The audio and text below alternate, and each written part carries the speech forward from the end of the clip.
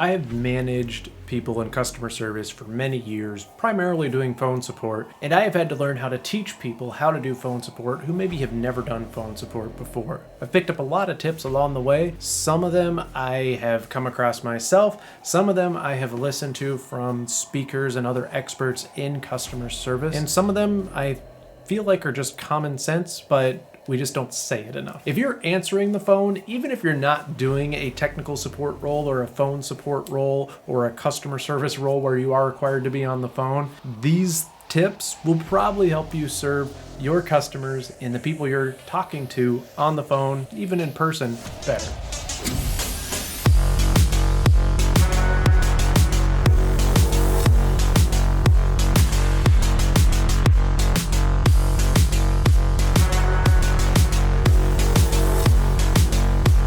I've talked about this before in my customer service tips video, but there are a few things that you can implement specifically for phone support, so I wanted to go a little more in depth on the things that I have told my employees specifically. In almost every position I've held, I've made cheat sheets for my employees that give them a broad overview of here's some things to keep in mind while you're on the phone. The first one is and remains smile as you speak. There is a big difference listening to someone who's speaking when they're speaking with a smile and when they're speaking without a smile. You can hear a smile, and when you hear someone say, well, that's great, is there anything else I can help you with today?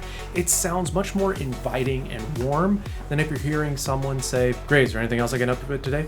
They kind of tend to sound annoyed. Even if they're not annoyed and they do want to help you, it can come across as being a little annoyed. I always will tell my employees, hey, when you're talking to someone on the phone, make sure you're smiling as you speak. It will do a lot in your voice and in your countenance, and it also makes you feel a little better about the interaction most of the time because it's hard to be upset when you're smiling. First thing that happens typically after the phone rings, you answer. This is something that I've seen people do in a way that ends up destroying their interaction with the customer from the get-go. I've seen this happen in many companies where they will provide a script for people answering the phone because they want to gather information. Unfortunately, most people's scripts end up erasing their agent's name, and so the person calling will never remember the name. I have called support lines or desks or called customer service, and the person answering comes out with their script because they want to get to the information, and I have to ask them what their name is, or I have to focus really closely so as not to miss their name. Thank you for calling our company. My name is Michael. How can I help you today? Can I have your first and last name? I missed that person's name because they wrapped it in this whole big sentence that they're trying to get out there because they know that they need to collect my name. So what you should do is say, thank you for calling this company. My name is, you give your name, and then you stop speaking. Anything after your name will erase your name. You don't have to say, how can I help you? Your job is to help. They are calling you because they need help. It's pointless to say, how can I help you? Or is there anything I can help you with today? If they didn't want help, they wouldn't have called your customer service desk. So stop. Thank you for calling the help desk. My name is Michael. Let them speak. Use buffer words that welcome them. Thank you for calling, or good morning, or good afternoon. Then you say your name, and anything after that just erases your name. You are here to help. That's why you answered the phone. Saying, how can I help you, is just completely unnecessary. The second thing you have to do in a customer service position when you answer the phone is to gather information. Verify that you are speaking with whom you think you are speaking. You want to get their first and last name. Potentially you want to get their company and their callback number and their email address. You want to use the customer's name while speaking with them. If you forget their name, that's a problem because it means you weren't listening. In the technical fields, what often happens is we are entering a ticket for you while we're on the phone with you. So we do want to get your name correctly because we need to get that name in the ticket correctly because that might be tied to your email address, and we want you to get the email that tells you that a ticket has been opened so you have the information and know how to follow up. Thank you for calling Help Desk. My name is Michael. You give a brief description of the problem. Oh, I'm sorry to hear that. Can I just confirm your last name and first name? Can you spell that last name for me? Okay, is that with an I or an E? And can I get a good callback number for you in the event that we're disconnected? And for your email address, I have this. Is that correct? These are great ways to gather information without coming across as a script and just ask. I have seen scripts at companies. I've been at companies that have had scripts that require the phone agents to say, thank you for calling. My name is this. Can I get your first and last name? Can I get your phone number? Can I get your callback number if we get disconnected? Can I get your office name? Can I get your company name? Can I get your email address? Okay, and now what can I help you with? Please don't do that. If you're doing that, that means you don't trust your employee to be able to gather information up front. If you can't trust your employees to gather information up front, you're probably hiring the wrong people. Your employees should be able to gather that information after they get everything. Ideally, they're gathering that up front, but they don't have to gather it up front as long as they gather it during the conversation. Number 4 is to ask who has the issue or question. In what software is the issue occurring? What platform or operating system are you using? What are the steps taken or the process leading up to the issue? What's the software version that's being used? Were there any recent changes to the environment? Is there an error message? If so, what does the error message say? Write down everything. More detail is always going to be better. I always encourage newer phone agents to start with a pen, a pencil, and a notebook. I still encourage that. Agents who are new to phone support will often get better skills from being able to draw or write it out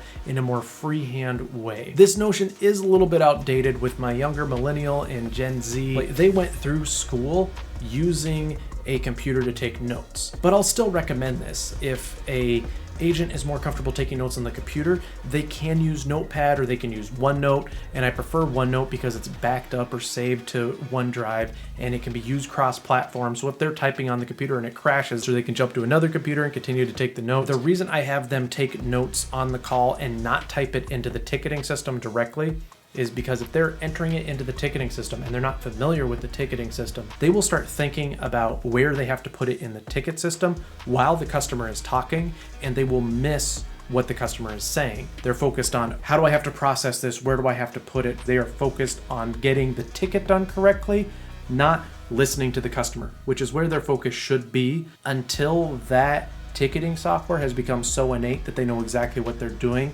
Take the notes. The next, and I've already mentioned it a few times, but listen, don't interrupt. Keep conversations professional and portray confidence. Ask questions, make sure you have all the information you need to enter that ticket and potentially hand it off to someone who will be working on it. There should be no reason that you or another agent should have to call back a user to gather more information. This is why the previous stage is so important. You need to ask those questions. Who has the issue? What are you seeing? What's the error message? Because we don't want to call you back and say, okay, what was the software you were using again? That just shows that we weren't listening and we weren't asking the correct questions up front. We need to listen to be able to gather all that information. We want to write a ticket, especially if you're in the technical field, you're entering a support ticket. In customer service, you're entering a customer service ticket. You want to be able to hand that ticket off to someone in a way that you want to read the ticket. Any of us who have worked in customer service or have worked in the technical field have been handed a ticket that has little or no information in that ticket, and we've had to call back the customer to gather more information. That really shows a lack of professionalism. It shows a lack of listening. It doesn't really build trust with the end user when we have to call them back to gather more information. It shows them that the people we have answering the phone can't really be trusted to gather all the information, so we need to go back and collect that again. So after we have gotten through the phone call, we enter the wrap up. This is where you want to paraphrase the issue to make sure you understood, ask if they have any further details to add, give follow-up steps. I've created a ticket for you. You're going to get an email with the ticket details. If you have anything to add, just reply to that email. You should expect to hear from a technician in 3 to 5 business days, but if you don't, or the issue becomes more severe or urgent, please give us a call back and reference the ticket number that we'll be emailing to you. This is a perfect way to wrap up, and it invites them to call back. This is something that a lot of service desks miss, a lot of customer service organizations miss. They may thank the caller for calling, but they don't invite them to call back. Or they thank you for calling and they don't tell you how to follow up. We'll enter a ticket for this and send this over to team and someone will reach out to you. Okay, but what do I do if no one reaches out to me? This is why I always tell people someone will be reaching out to you in 3 to 5 business days. If you don't hear back or the issue changes and becomes more severe, here's how you follow up with us. You need to give them next steps and also tell them how to follow up. So you want to paraphrase the issue.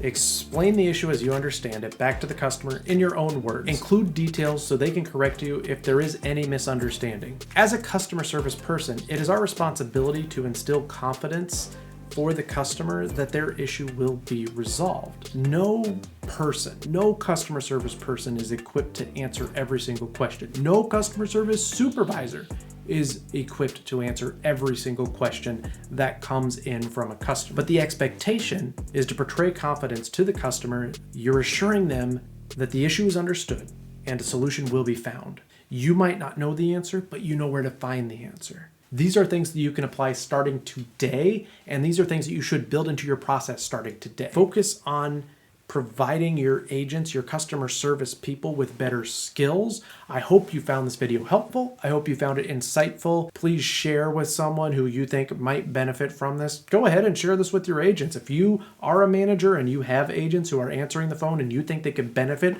from hearing this and hearing me explain it, please share this video with them. Thank you for watching, and I hope you enjoyed this video.